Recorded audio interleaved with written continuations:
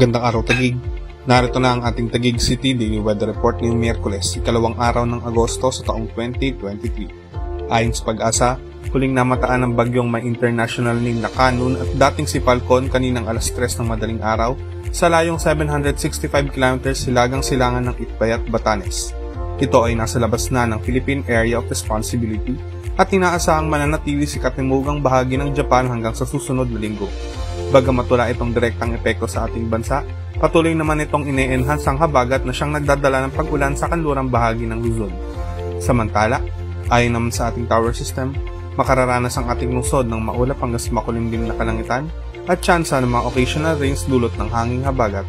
Ang magiging agwat ng temperatura ngayong Miyerkules ay maglalaro sa 25 hanggang sa 30 degrees Celsius. Maaari namang umabot sa 37 degrees Celsius ang ating maximum heat index ngayong araw.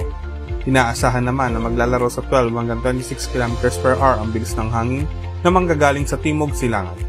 At ayan ang data sa lagay ng panahon para sa araw na ito. Patuloy tayong tumutok sa Taguig City Daily Weather Report for more updates. Maging alerto, Taguigenyo. Ako po si EJ Laguna. Maraming salamat at mag-ingat tayong lahat.